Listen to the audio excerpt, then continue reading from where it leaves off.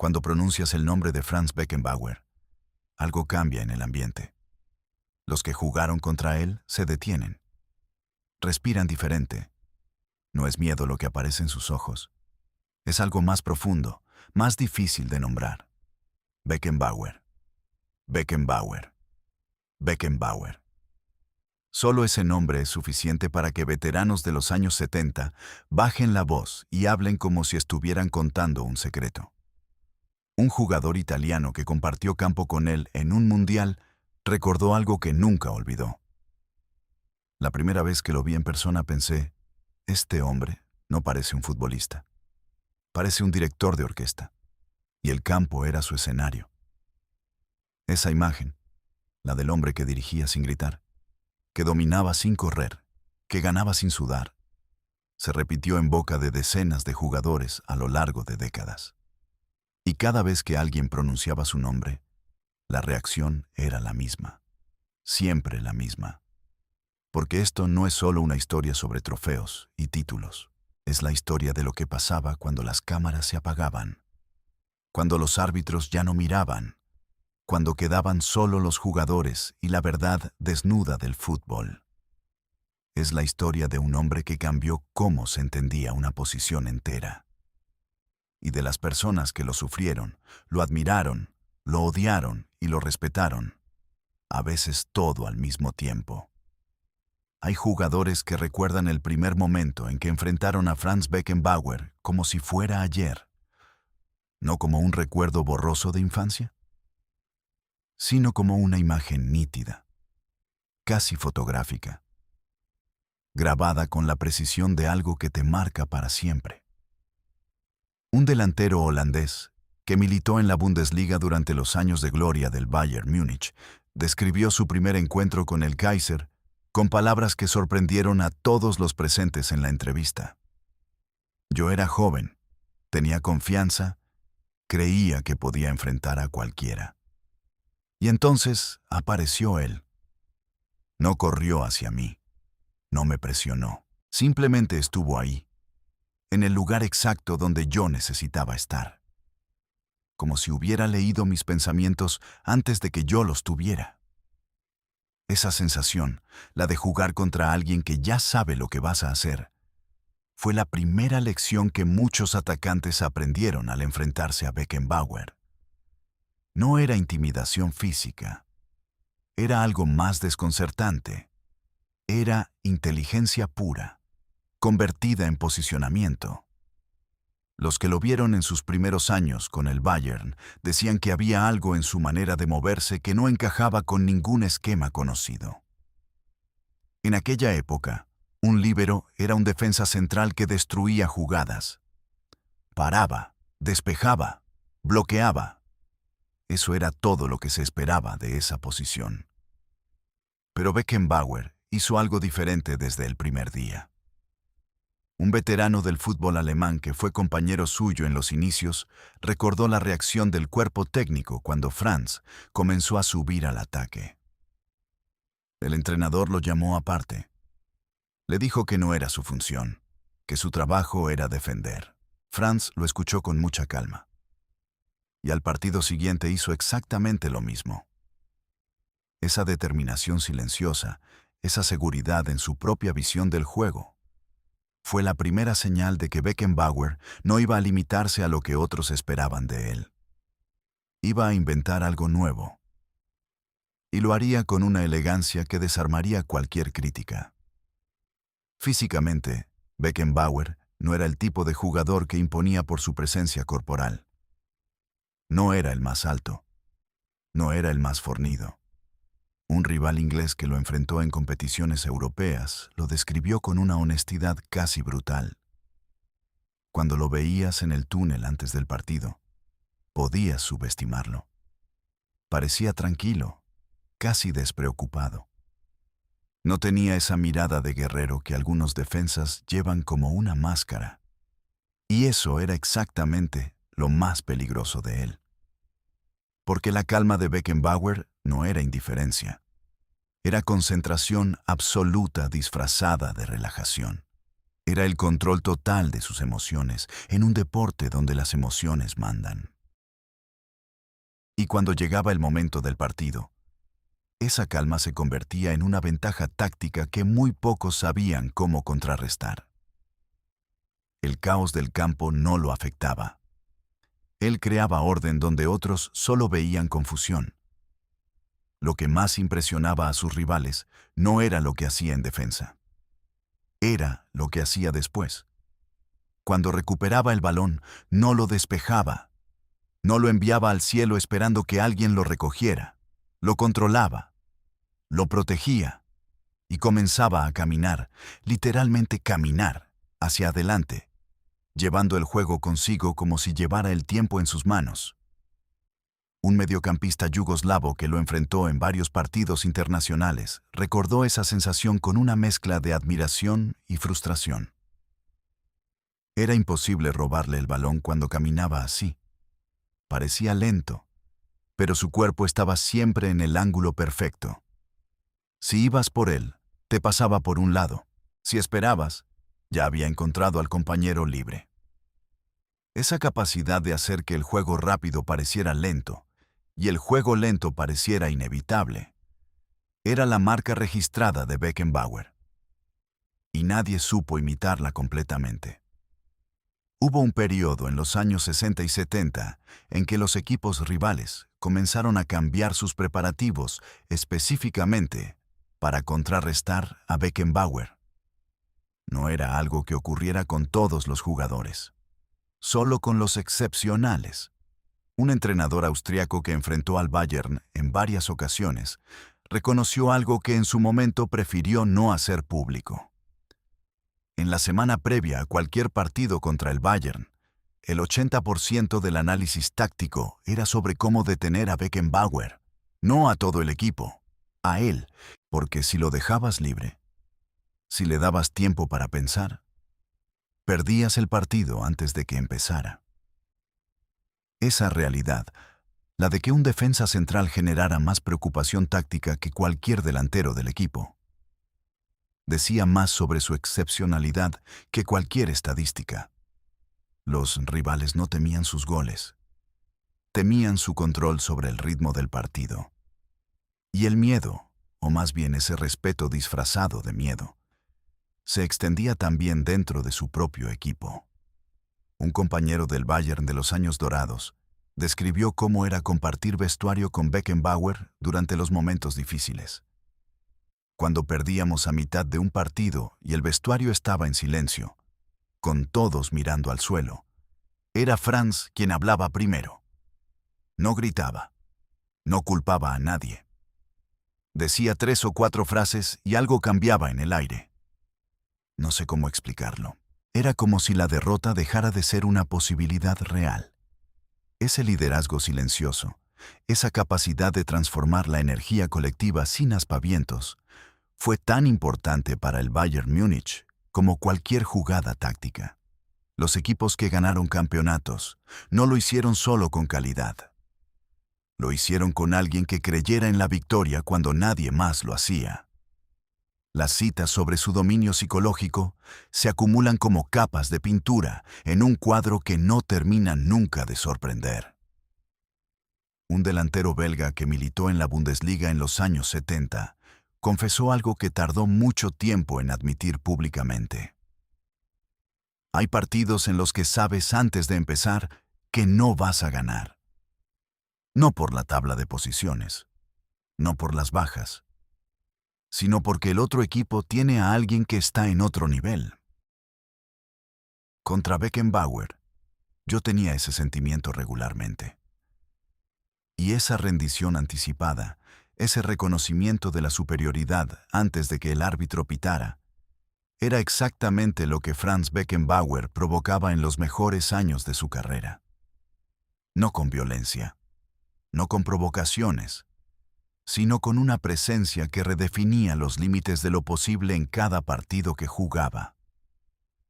Pero la historia de Franz Beckenbauer no es solo la historia de un jugador perfecto, porque los jugadores perfectos no existen, y los que pretenden serlo suelen esconder las grietas más profundas. Beckenbauer tenía un carácter que no era fácil de sobrellevar, ni dentro ni fuera del campo. Un exdirectivo del Bayern Múnich, que trabajó con él durante años, habló con cuidado pero con franqueza sobre su manera de relacionarse con la autoridad. Franz tenía una opinión sobre todo, y si pensaba que alguien estaba equivocado, te lo decía. No siempre con diplomacia, a veces con una certeza que podía sonar a arrogancia.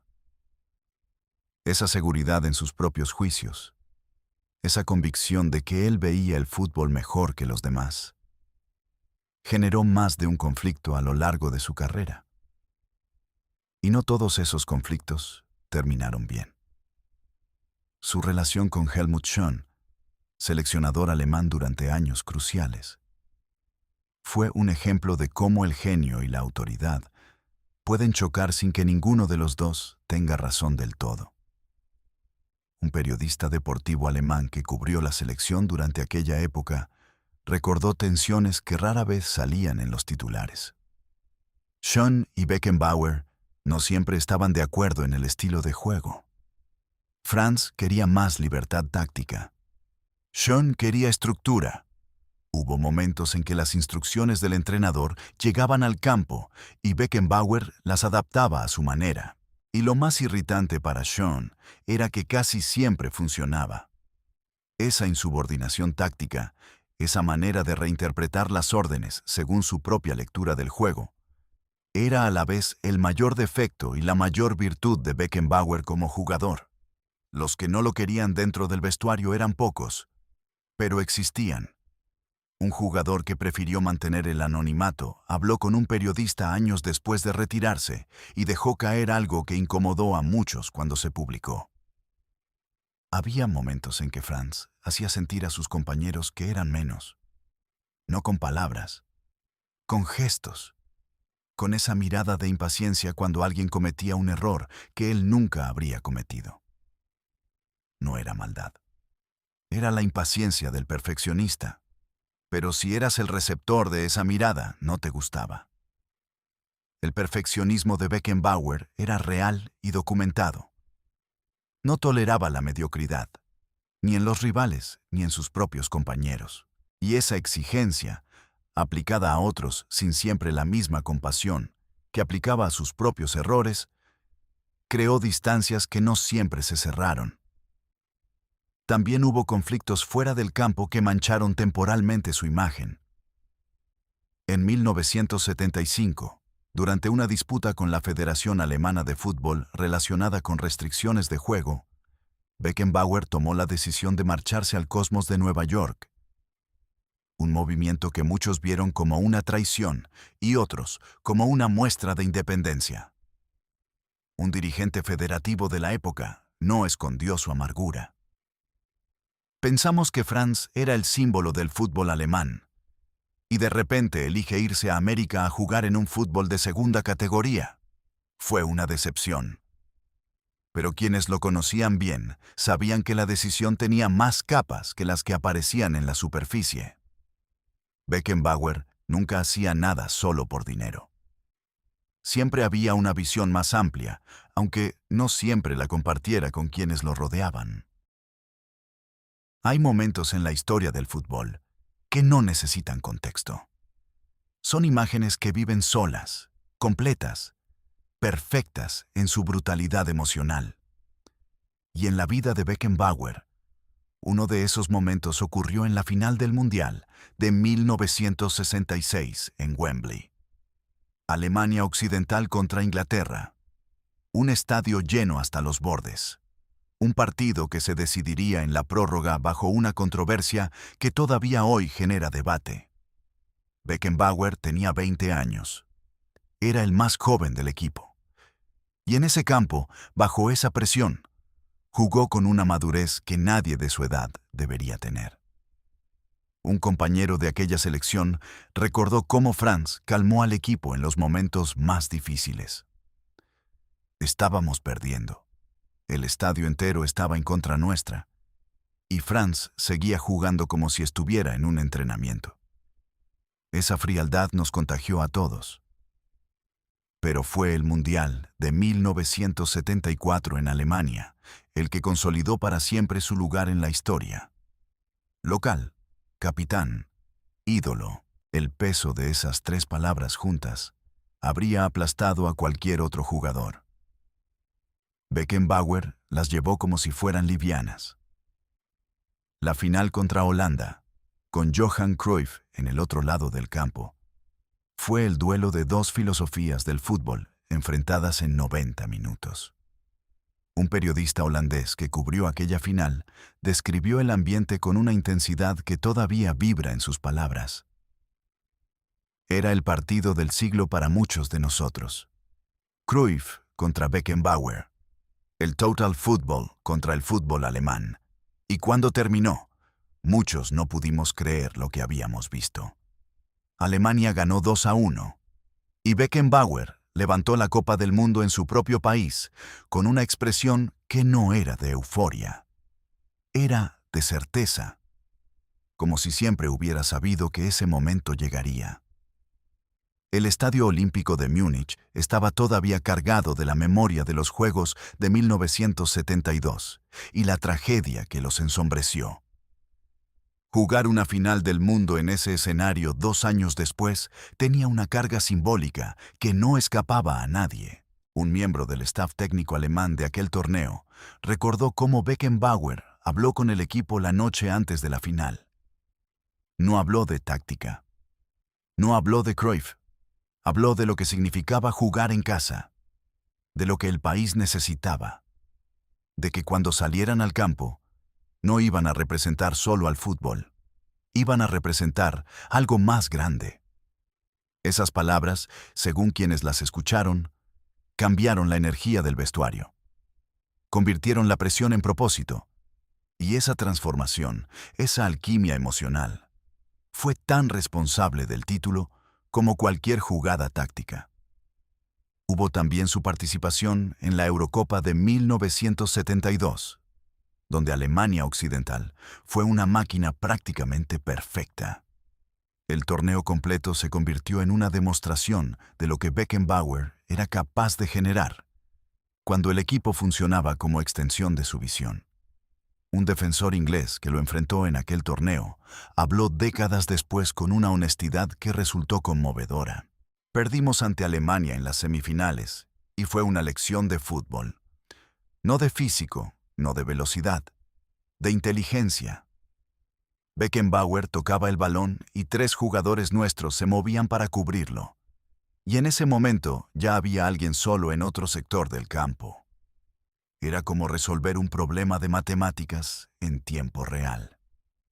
Esa descripción, la del fútbol como problema matemático resuelto en fracciones de segundo, captura algo esencial sobre la manera en que Beckenbauer entendía el juego. Su influencia sobre las generaciones siguientes fue tan profunda que resulta difícil medirla con exactitud. Los liberos modernos, los defensas que construyen desde atrás, los centrales que salen jugando. Todos tienen algo de Beckenbauer en su ADN futbolístico, aunque nunca lo hayan visto jugar.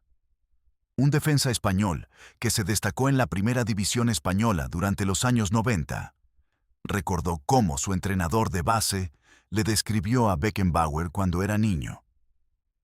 Me dijo, mira cómo se mueve ese hombre. Mira cómo tiene tiempo cuando nadie más lo tiene. Así es como quiero que juegues. Y esa instrucción, inspirada en alguien que había dejado de jugar años antes, moldeó la carrera de un jugador que nunca compartió campo con el Kaiser, pero que llevaba su influencia en cada partido. Los jóvenes jugadores que llegaron al Bayern Múnich a finales de los 70 encontraron en Beckenbauer algo que no esperaban. No al monstruo frío que describían los rivales. No al perfeccionista implacable que mencionaban algunos excompañeros, sino a alguien que tenía tiempo para hablar sobre el juego con una generosidad que contradecía parte de su imagen pública. Un centrocampista que debutó en el Bayern cuando Beckenbauer estaba en la recta final de su carrera, recordó una conversación que no ha olvidado. Yo era muy joven. Estaba nervioso antes de mi primer partido importante. Y Franz se acercó y me dijo algo simple. Juega como en los entrenamientos. Eso es todo. No hay magia. No hay secreto. La simplicidad de ese consejo, viniendo de alguien que parecía practicar una magia muy difícil de imitar, fue uno de esos momentos que los jugadores jóvenes guardan para siempre. Su regreso a Alemania desde Nueva York en 1980 fue recibido con una mezcla de entusiasmo y escepticismo. Tenía 35 años. Algunos decían que había vuelto demasiado tarde, que el Beckenbauer de los grandes años era ya un recuerdo. Pero quienes lo vieron en sus últimas temporadas con el Hamburgo aseguran que incluso entonces, incluso con el tiempo marcado en sus piernas, algo de aquella magia permanecía intacto. Un compañero de equipo en el Hamburgo habló sobre lo que significaba tenerlo en el vestuario al final de su carrera. No corría como antes. No necesitaba correr. Su posicionamiento era tan perfecto que el balón siempre llegaba a él. Era como si el campo se hubiera encogido a su alrededor y todo pasara por el lugar donde él estaba. Esa imagen, la del espacio reduciéndose alrededor de Beckenbauer, resume mejor que cualquier estadística lo que lo hacía diferente. Lo que Beckenbauer cambió en el fútbol no puede resumirse en una frase. Pero si hubiera que intentarlo, sería esto. Demostró que la inteligencia puede ser más poderosa que el atletismo. Antes de él, los defensas eran atletas cuya función principal era destruir. Después de él, la posibilidad de que un defensa fuera el cerebro del equipo, el organizador, el primero en el ataque y el último en la defensa, se convirtió en un modelo que clubes de todo el mundo comenzaron a buscar. Un entrenador argentino que estudió a fondo el fútbol europeo de aquella época y luego aplicó esas lecciones en su propio trabajo, habló sobre el impacto de Beckenbauer en la táctica moderna. Cuando ves a un defensa actual salir jugando con confianza, cuando ves a un central que dicta el ritmo del equipo, estás viendo la sombra de Beckenbauer.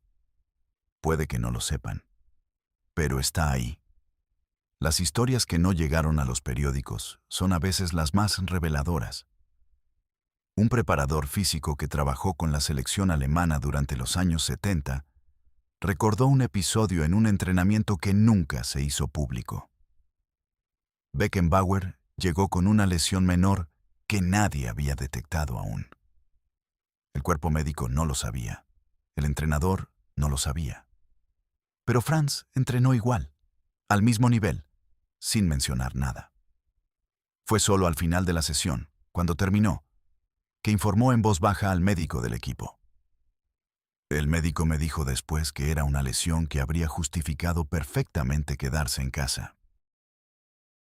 Y Franz había entrenado 2 horas sin que nadie lo notara.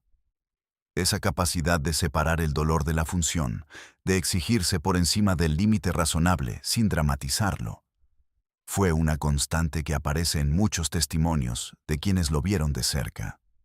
En el vestuario del Bayern, según varios testimonios coincidentes, Beckenbauer podía ser tan diferente de la imagen pública que algunos recién llegados tardaban en reconocerlo. Un extremo que llegó al Bayern a principios de los 70 recordó su primera semana de entrenamiento. Esperaba al Kaiser serio, distante, intimidante. Y me encontré con un hombre que hacía bromas en el vestuario, que preguntaba por tu familia, que te pasaba el champú si se te olvidaba el tuyo. Esa humanidad cotidiana, esa normalidad que coexistía con la grandeza, es parte de lo que hace que las historias sobre Beckenbauer tengan una textura que va más allá del mito deportivo. Era un hombre complejo, generoso y exigente, cálido y distante, como casi todos los que alcanzan ese nivel de excelencia. Hubo también gestos que no estaban calculados para la prensa y que llegaron a conocerse solo por la memoria de quienes los vivieron. Un portero de un equipo de segunda división que se enfrentó al Bayern en la Copa de Alemania recordó algo que ocurrió al final del partido. El Bayern había ganado de forma aplastante. Y en el túnel de vestuarios, Beckenbauer se acercó al portero rival, que estaba cabizbajo. y le dijo que había hecho todo lo humanamente posible. No tenía por qué hacerlo. Somos del otro equipo, somos nadie para él. Pero lo hizo. Y no lo hizo para que nadie lo viera. Lo hizo porque quiso. Esos momentos, pequeños e invisibles para las cámaras, son los que construyen una reputación diferente. No la del campeón. La del ser humano que elegía la dignidad cuando podía haber elegido la indiferencia. En los últimos años de su carrera activa, Beckenbauer comenzó a hablar más sobre lo que significaba el fútbol para él en términos personales. En entrevistas que daba con menos frecuencia pero con más profundidad, aparecía una dimensión filosófica que sorprendía a quienes esperaban respuestas técnicas. Un periodista que lo entrevistó en 1982, poco antes de su retiro definitivo como jugador, recordó una frase que Beckenbauer dijo casi de pasada, como si fuera algo obvio. Me preguntó qué era lo que más iba a extrañar, y me dijo, el momento antes del partido, cuando todavía puede pasar cualquier cosa. Después del pitido inicial, el fútbol empieza a cerrar posibilidades. Pero en ese segundo antes, todo es posible. Esa respuesta, inesperada y poética, revelaba algo sobre la manera en que Beckenbauer vivía el juego.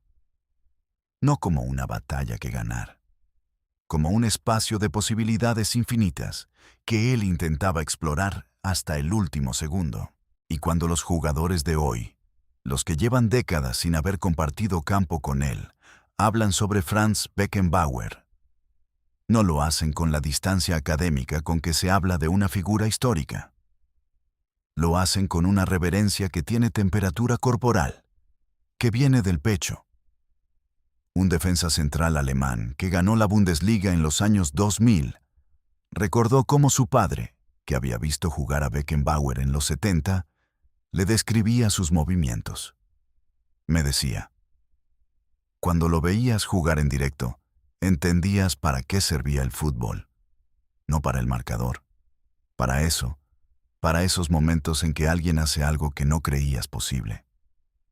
Y ese legado, el de expandir la imaginación de quienes lo vieron, es el que más difícil resulta de cuantificar, pero el más imposible de ignorar. Un ex seleccionado de Brasil que lo enfrentó en un amistoso internacional a principios de los 70, describió algo que le quedó grabado para siempre. Era un partido sin grandes consecuencias competitivas. De esos que en papel no significan nada. Pero Beckenbauer jugó como si fuera una final. Con esa concentración absoluta, con esa presencia que llenaba el campo de una manera que iba más allá de lo físico. Le pregunté después del partido por qué jugaba así en un amistoso. Y me dijo que no sabía jugar de otra manera, que para él no había partidos importantes y partidos sin importancia. ¿Había fútbol o no había fútbol? Esa respuesta, directa y sin pretensión, explica mejor que cualquier análisis táctico por qué Beckenbauer llegó donde llegó. No porque tuviera más talento que todos los demás, sino porque nunca se permitió tenerlo a medias. Los años que pasó en Nueva York con el Cosmos no fueron solo un retiro dorado en un fútbol sin competencia. Fueron también una experiencia que cambió algo en su manera de ver el deporte. Beckenbauer llegó a una liga donde el fútbol era todavía un deporte en construcción, donde las reglas culturales eran diferentes, donde el espectáculo importaba tanto como el resultado. Y en lugar de encerrarse en su grandeza europea, se abrió, aprendió. Conversó con jugadores de otros deportes, estudió otras culturas deportivas, absorbió perspectivas que no existían en el fútbol europeo de la época. Un compañero del Cosmos recordó cómo Beckenbauer llegó al vestuario americano y, en lugar de imponer su forma de ver las cosas, preguntó. Preguntaba mucho. Sobre el béisbol, sobre el básquetbol, sobre cómo los atletas americanos manejaban la presión. Era curioso de una manera que no esperabas de alguien con tanto que enseñar. Y esa curiosidad, esa apertura al aprendizaje que no se apaga aunque ya hayas ganado todo lo que se puede ganar, fue quizás el rasgo más sorprendente de Beckenbauer para quienes lo conocieron de cerca. Un colaborador que trabajó con él durante sus años como dirigente y entrenador recordó una conversación sobre táctica que no olvidará. Estábamos hablando de un sistema de juego que algunos equipos jóvenes estaban empezando a usar. Y Franz, que tenía ya más de 50 años, escuchó durante 20 minutos sin interrumpir. Tomó notas. Al final dijo, esto tiene algo. Hay que estudiarlo más. Ese respeto por las ideas nuevas, esa negativa a creer que la experiencia lo explica todo, fue lo que le permitió a Beckenbauer seguir siendo relevante mucho después de que su carrera como jugador terminara. Cuando los veteranos del fútbol mundial se reúnen, cuando los que vivieron esa época dorada hablan entre ellos sin micrófonos y sin cámaras, el nombre de Beckenbauer aparece de una manera particular, no como el mejor de todos los tiempos. Debate que no termina nunca y que no tiene respuesta correcta, sino como el más completo. El que mejor entendió qué era el fútbol en todos sus niveles simultáneamente. Un ex capitán de la selección italiana que lo enfrentó en varias ocasiones, lo resumió con la economía verbal de los que han visto mucho y ya no necesitan exagerar. Hay jugadores que te hacen pensar, ¡qué bueno es! Y hay jugadores que te hacen pensar, ¡qué pequeño soy yo a su lado! Beckenbauer era de los segundos. Y te lo digo con respeto, no con envidia. Esa distinción entre admirar la grandeza ajena y sentirte empequeñecido por ella, marca la diferencia entre los buenos y los que trascienden el deporte. Y cuando los futbolistas recuerdan a Franz Beckenbauer, no están recordando solamente a un hombre que ganó mundiales y ligas y balones de oro.